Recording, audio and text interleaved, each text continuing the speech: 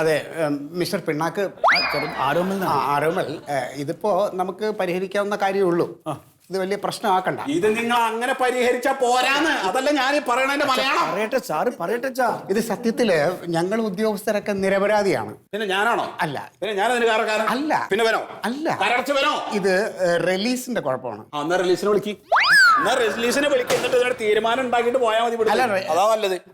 ആരാ റിലീസ് ചെയ്യാ? അല്ല യൂട്ടിയോ?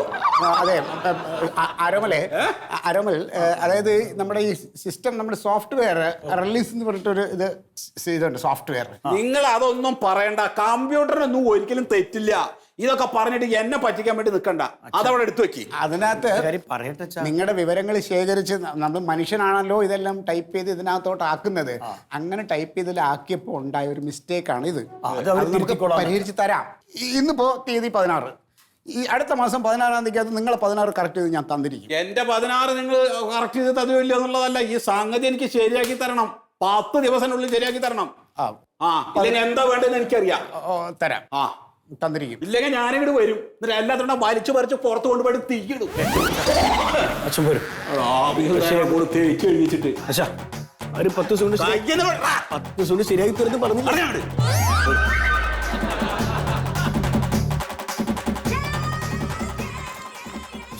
സോറി സർ, അച്ഛൻ ഭയങ്കര ചൂടനാണേ. അതുകൊണ്ടാണ്. ആ സുഗതൻ എന്ന് പറഞ്ഞ ആള് ചെറ്റ തെണ്ടി എന്നൊക്കെ പറഞ്ഞില്ല അച്ഛൻ. അച്ഛൻ അതിലും മോശമാണ്. ആ 16 അടി തരം നടത്തും എന്ന് പറഞ്ഞില്ലേ? അപ്പൊ ഇത് ശരിയാക്കി കൊടുത്തില്ല ചിലപ്പോൾ സാറിൻ്റെ തന്നെ ചെയ്യും.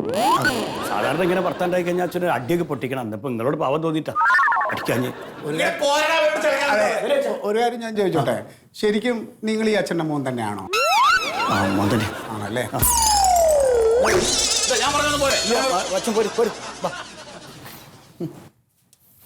എന്തൊരു തന്തേത്! ഇതൊക്കെ ആർത്തുമൂത്ത് ഭ്രാന്തായ മനുഷ്യന്മാരാണ്. പിന്നെ രണ്ടുപേരെടുത്തുമായിട്ട് പറയാം. ഞാൻ അവിടെ ഒരു ഓൺലൈൻ മീറ്റിംഗിൽ ഇരിക്കുമ്പോൾ എന്തൊക്കെയാണ് ഇവിടെ ആഭാസതരം? ചിരിയും കളിയും അട്ടാസവും. ഇത് എന്താ ഓഫീസല്ലേ ഇത്? എന്ത് പോയി ജോലി. ഇനി ഞാൻ പറയൂലോ കേട്ടാ മരത്തെ ചിരിയും കളിയും അങ്ങ്.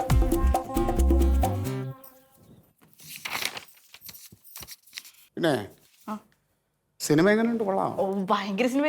ചിരിച്ച് ചിരിച്ച് ഉപ്പാടടങ്ങി പോയി. എനിക്ക് മതി ഒരുപാട് ചിരിക്കണ്ട, ഞാൻ കണ്ടോളാം. കഥ പറയണ്ട. കൊറേ കാലം കണ്ടിട്ട് നിങ്ങളാ. ഞാനിപ്പോ പണിക്കോണ്ടോ? പണിക്കൊന്നുണ്ടാ? പിന്നെ എന്തൊന്ന് രക്ഷപ്പെടണ്ടേ? നമുക്ക് കുറച്ച് പൈസ എല്ലാം വേണം. എന്തെല്ലോ കാര്യമുണ്ട്. എനിക്ക് പ്ലാനിങ് ഉണ്ട്. ഞാനല്ല നിർത്തി കാര്യം. പണിക്കോ.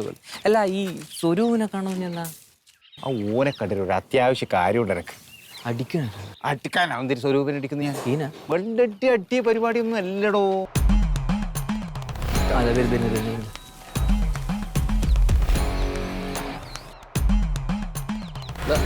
സ്വരൂപ് സാറേ, സ്വരൂപ് സാറേ കണ്ടിട്ട് വന്നേ സാറേ. സ്വരൂപ് സാറേ കാണാൻ വേണ്ടി വന്നാ? അതെ അതെ, വില്ലേജ് ഓഫീസിലെ എല്ലാവർക്കും സുഖമെന്ന് വിശ്വസിക്കുന്നു. സംഭാവന കയ്യിലൊന്നുമില്ല. സംഭാവന ഒന്നും വേണ്ട, ഞാൻ അങ്ങോട്ട് തരും സാറിന്. അതെ സാറേ, അത് ചെറിയൊരു കാര്യം പറയാൻ വേണ്ടിയിട്ട് വന്നതാണ്. സിമ്പിളായൊരു കാര്യമാണ്. അത് പിന്നെ എനിക്ക് ഒരു 3 സെൻറ്റ് ഉണ്ട് സ്വന്തമായിട്ട് തന്നെ. അത് 3 സെൻറ്റിൽ ഒരു ലോണോ ഒരു കൃഷി ചെയ്യാനോ ഒന്നും നടക്കുന്നില്ല. 3 സെൻറ്റിൽ നമുക്ക് എന്ത് ചെയ്യാൻ പറ്റും അല്ലേ? സത്യമല്ലേ? അതിന് കൃത്യമായിട്ട് ഞാൻ നികുതി അടക്കുന്നുണ്ട്. നികുതി അടക്കണല്ലോ. പിന്നെ നമ്മ അടക്കൂ സാറേ. പിന്നെ അത് ഞാനേ പിന്നെ നമ്മളെ രാഘവട്ടന് ഉണ്ടല്ലോ, വലിയ പറമ്പില്ലേ, ഏക്കർ കണക്കിന് സ്വത്തിൻ്റെ രാഘവട്ടൻ്റെ കുന്നുമല. ആ കുന്നുമല ആവട്ടെ, ഇഷ്ടം പോലെ സ്ഥലമുണ്ടല്ലോ. മക്കളെല്ലാം ഗൾഫിലും മൂപ്പർ ചാവാനുമായല്ല. ഇതൊന്നും നോക്കൂല സാറായിരുന്നൊരു ഒരേക്കർ ഏരൊക്കെ എഴുതിയിട്ട് ഞാൻ നികുതി അടിച്ചോളും. അപ്പൊ എനിക്ക് കൃഷി ചെയ്യാൻ ലോണും കിട്ടും, എല്ലാ കാര്യങ്ങളും കിട്ടും സാർ. എന്ത് വർത്താനം! രാഘവന്റെ സ്ഥലത്ത് നിങ്ങൾക്ക് നികുതി അടയ്ക്കാൻ മുന്നേറ്റ് നമുക്ക് വേണ്ടപ്പെട്ട ആളാണ്. നിങ്ങളറിയാലോ മോളല്ലോ. നിങ്ങൾ ചെയ്യുന്നല്ലേ നടക്കുന്ന പരിപാടി. ഇതെന്താ നിങ്ങൾ സത്യേട്ടന്റെ പറമ്പ് സുഗതേട്ടന് എഴുതി കൊടുത്തതെല്ലാം നമ്മൾ അറിഞ്ഞിട്ടുണ്ട്. എന്റെ പൊന്നേട്ടാ, അതെല്ലാം കമ്പ്യൂട്ടറിൽ വന്ന ഫോൾട്ടാണ്, അല്ലാണ്ട് നമ്മൾ എഴുതി കൊടുത്തൊന്നുമല്ല. നിങ്ങളെ കമ്പ്യൂട്ടർ തെറ്റുപറ്റി എന്ന് പറഞ്ഞാൽ പോരെ, ഞാൻ ആരോടും പറയില്ല. ദൈവത്താൻ വണ്ടിയാണ്. എന്ത് തോന്നിയാ സാർ? പോയാടന്ന് നടക്കാം. ശരിയായി കൊടുക്കണോ? പഴയ ഉണ്ണിയാണ്. കയ്യെല്ലാം എടുക്കും. ഇത് ചെയ്തു തന്നേ പറ്റൂ. എനിക്ക് കൃഷി ചെയ്യണം. ഇവിടെ അല്ലെങ്കിൽ ഓരോ ഗുലുമാൽ കമ്പ്യൂട്ടർ വന്നിട്ട് ഇവിടെ മന്മഥ സാറിനെ കളക്ടർ വിളിപ്പിച്ചിട്ടുണ്ട്. ഫോൾട്ട് ആണെങ്കിൽ നിങ്ങൾ എല്ലാവർക്കും ചെയ്തു കൊടുക്കുന്നില്ല. താക്കോൽ ഇങ്ങോട്ടാ നീ. താക്കോൽ ഞാൻ തരാം. ഇത് നല്ല നീ കളിക്കുന്നു. ഞാൻ വണ്ടിയാ ഗുരു സാറോട് കളിക്കട്ടെ. പുണ്യേട്ടനാണ്. ഒരു ഏക്കർ സ്ഥലം സ്വപ്നം കണ്ടുപോയി. ഒരു കൃഷി ചെയ്യണം, ലോൺ എടുക്കണം. സാറേ ആയുസ് കുറിച്ചിട്ടാ ഓനാവൂ 3 സെന്റ് കണ്ട് കരയാണ്ട ഉണ്ണിയേട്ടാ. ഒരു ലോൺ അറിയണ്ട. ഒരു ലോൺ ഇല്ല, ഒരു കൃഷി ചെയ്യാൻ പറ്റുന്നില്ല, ഒരു കാര്യം ചെയ്യാൻ പറ്റുന്നില്ല. പണ്ട് എൻ്റെ അച്ഛൻ രാഘവന്റെ അച്ഛൻ എൻ്റെ അച്ഛനായിട്ടുണ്ടെങ്കിലോ എനിക്ക് 15 ഏക്കർ സ്ഥലം കിട്ടിട്ടില്ല. എൻ്റെ അച്ഛൻ 3 സെന്റ്. എൻ്റെ അച്ഛനെ മരിച്ചുപോയി, ഒന്നും പറയാൻ പറ്റില്ല. ശരിക്കും അച്ഛൻ ആരാ? രാഘവന്റെ അച്ഛൻ എൻ്റെ അച്ഛൻ എന്ന് പറഞ്ഞ് സ്വപ്നം കണ്ടു. 1 ഏക്കർ സ്ഥലം കിട്ടിയാൽ ഞാൻ 15 ഏക്കർ വെച്ചിട്ടില്ലോ. ഈ സ്വരൂപിന് ചെയ്യാൻ പറ്റുന്ന ഒറ്റ കാര്യമില്ല മോനെ. രാഘവേട്ടനാണ് അച്ഛങ്ങള്? രാഘവേട്ടനാണ് അച്ഛൻ?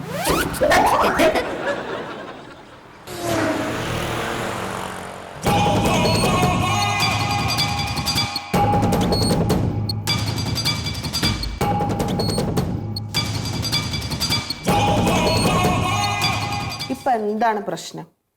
മാഡം, ഈ സിസ്റ്റമാണ് പ്രശ്നം. ഈ കമ്പ്യൂട്ടറോ? ഈ കമ്പ്യൂട്ടർ അല്ല, ഞങ്ങളുടെ ഓഫീസിലുള്ള ഇതുപോലത്തെ കമ്പ്യൂട്ടറാണ് പ്രശ്നം. കമ്പ്യൂട്ടറിനാണ് പ്രശ്നം എന്നാണോ മന്മഥൻ പറയണേ? ഈ കമ്പ്യൂട്ടറിനകത്തുള്ള സംഭവങ്ങളുണ്ടല്ലോ, ആ റിലീസ് ഇല്ലേ മാഡം, റിലീസ് ഭയങ്കര പ്രശ്നമാണ്.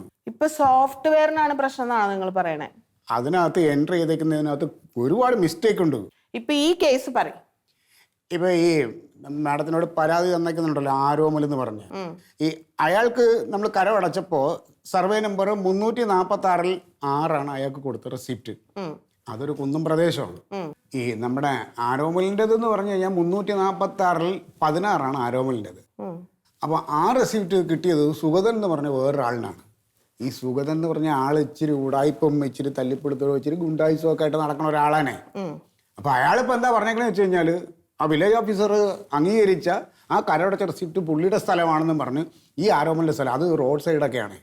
അവിടെ ഇയാൾ അത് കാർഷിക ലോൺ എടുത്തിട്ട് അവിടെ കൃഷി ചെയ്യാനുള്ള പരിപാടി എന്ന് പറഞ്ഞാൽ അങ്ങനെ നടക്കുക. അപ്പോൾ അതറിഞ്ഞപ്പം മറ്റൊരു പ്രശ്നമാക്കിയിട്ട്. നിങ്ങൾ കൊടുത്ത റെസിപ്റ്റിന്റെ പേരിലല്ലേ ഈ പ്രശ്നങ്ങള്? അതെ, അതായത് ഇപ്പം നമ്മുടെ പഴയ രീതിയൊക്കെ ആണെന്നുണ്ടെങ്കിൽ, നമ്മൾ മാനുവൽ ആണെന്നുണ്ടെങ്കിൽ റെസിപ്റ്റ് അപ്പം തന്നെ ഞാൻ തിരുത്തി ഞാൻ എപ്പോഴും ശരിയായി കൊടുത്തന്നെ മാഡം. ഇതിപ്പോൾ ഇതിനകത്തുള്ള ഇതൊക്കെ ആകുമ്പോഴേ. അല്ല, ഇതിനകത്തുള്ളതെന്ന് പറഞ്ഞാൽ ഇപ്പം നിങ്ങൾ നേരത്തെ മാനുവലിൽ വർക്ക് ചെയ്തിരുന്നവർക്കാണ് ഈ പ്രശ്നങ്ങൾ പറയണേ. പുതിയത് വന്ന വില്ലേജ് ഓഫീസർമാരൊക്കെ അത് കറക്റ്റായിട്ട് ചെയ്യണ്ടല്ലോ. ഇല്ല മാഡം, ഒട്ടുമിക്ക വില്ലേജ് ഓഫീസർമാർക്കും ഈ ഇതിനകത്ത് കയറിയിട്ട് ഈ പണി ചെയ്യാനേ ഞാൻ തന്നെ കുറേ ശ്രമിച്ചതാണ്. നിങ്ങൾക്ക് മുമ്പിരുന്ന വില്ലേജ് ഓഫീസർ ഒരുപാട് എററുകൾ ഉണ്ടാക്കി, എന്നിട്ട് ഒരുപാട് കംപ്ലൈൻസ് ആയിരുന്നു ഇവിടെ. അത് ശരിയാണ് മാഡം. അയാൾ ഉണ്ടാക്കിയ എററൊക്കെ ഞാനൊന്ന് കറക്റ്റ് ചെയ്യാൻ വേണ്ടിയിട്ട് കുറേ ഞാൻ ശ്രമിച്ചു. പക്ഷേ ഇത് ശ്രമിക്കും തോറും കുരുക്കഴിക്കാൻ നോക്കുമ്പോൾ പുതിയ കുരുക്കുകൾ വീണുകൊണ്ടിരിക്കുക. അത് അങ്ങനത്തെ ഒരു കുഴപ്പമുണ്ട് ഈ സാധനത്തിനെ. അത് അതിന്റെ കുഴപ്പമല്ല, നിങ്ങളത് സ്റ്റഡി ചെയ്യാത്തതിന്റെ കുഴപ്പമാണ്. മാഡം, അതിന് സമയം കിട്ടണ്ടേ മാഡം? സത്യം പറയാം, ഇന്നിപ്പം മാഡം എന്നെ ഇങ്ങോട്ട് വിളിച്ചു. ഇനിയിപ്പോൾ ഇന്നലെയാണെന്നുണ്ടെങ്കിൽ ഒരു ആത്മഹത്യയുടെ അതിൻ്റെ മഹസർ തയ്യാറാക്കേണ്ട, അതിൻ്റെ പിന്നാലെ പോയി. ഇപ്പം നാളെ കോടതി ഡ്യൂട്ടിയാണ്. ഇതിനിടയ്ക്ക് എവിടെയാണ് മാഡം ഇതൊക്കെ നോക്കാനുള്ള സമയം കിട്ടണേ? എൻ്റെ ഒരു റിക്വസ്റ്റാണ് മാഡം, ഈ നമ്മുടെ തഹസിൽദാർമാരിൽ 2 സെക്ഷൻ ഉണ്ടല്ലോ. ഒരു തഹസിൽദാർ ഭൂമി കാര്യങ്ങളും മറ്റും നോക്കുമ്പോൾ, വേറൊരു തഹസിൽദാർ ബാക്കി കാര്യങ്ങൾ നോക്കുമ്പോലെ ഞങ്ങൾ ഈ വില്ലേജ് ഓഫീസർമാർക്കും അങ്ങനെ ഒരാളെ മറ്റു കാര്യങ്ങൾ നോക്കാനും ഒരാളെ ഭൂമിയുടെ തരംതിരിവും കാര്യങ്ങളും നോക്കാനൊക്കെ ആയിട്ടൊന്ന് നിയോഗിച്ചാൽ. അതൊന്നും അത്ര പെട്ടെന്ന് നടക്കണ കാര്യമല്ല എന്ന് മന്മഥന് കൃത്യമായിട്ട് അറിയാലോ. ഇപ്പൊ ഇത് പരിഹരിക്കാൻ എന്താണ് മാർഗം? ഇത് അറിയാന്നുള്ള ആരെങ്കിലും ഒരാളെ തരുവാണെങ്കിൽ. തൽക്കാലം ഞാൻ ഇതിൽ വിദഗ്ധനായിട്ടുള്ള ഒരാളെ അങ്ങോട്ട് അയക്കാം. എന്ന് പറഞ്ഞാൽ അയാൾ അവിടെ സ്ഥിരമായിട്ട് ഇരുത്താനല്ല. വേണ്ട, നിങ്ങൾ ഈ കാര്യങ്ങൾ പഠിച്ചേ പറ്റുള്ളൂ. ഇനി എത്ര വർഷത്തെ സർവീസ് ഉണ്ട്?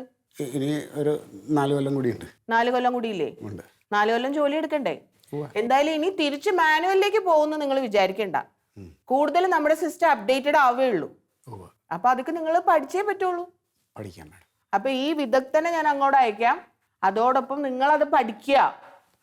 വളരെ ഉപകാരം മാഡം. ഇല്ലെങ്കിൽ ഭയങ്കര തലവേദനയാണ് എനിക്ക്. നിങ്ങൾക്കല്ല തലവേദന, ജനങ്ങൾക്കാണ് നിങ്ങളെ കൊണ്ട് തലവേദന.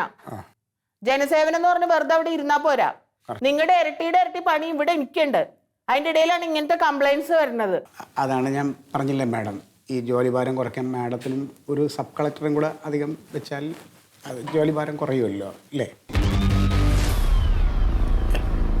ഞാൻ കറക്റ്റ് ചെയ്തോളാം മാഡം, കറക്റ്റ് ചെയ്തോളാം. Thank you madam.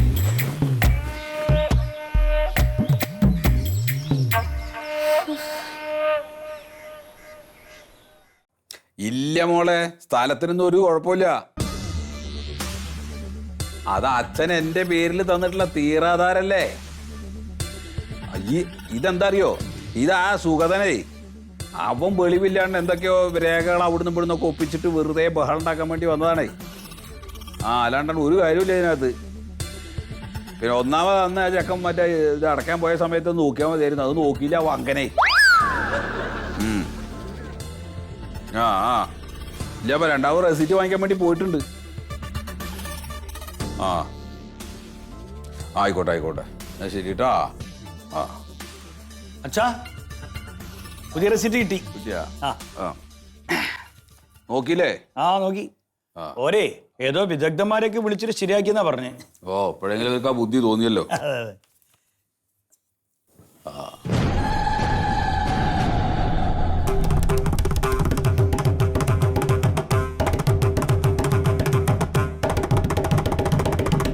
എന്താ അച്ഛാ?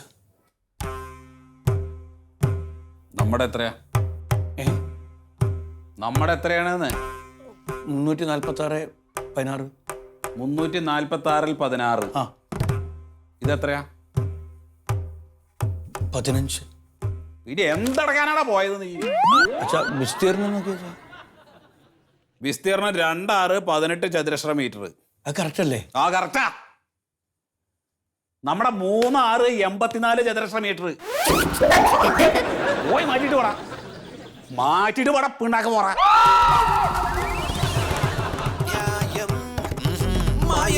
മറിമായത്തിന്റെ ആരംഭം മുതൽ ഇതുവരെയുള്ള എല്ലാ എപ്പിസോഡുകളും നിങ്ങൾക്ക് മനോരമ മാക്സിലൂടെ ഫ്രീ ആയിട്ട് കാണാം. അപ്പൊ കാണാൻ മറക്കണ്ട. ചിരിക്കാം, ചിന്തിക്കാം. മറിമായം.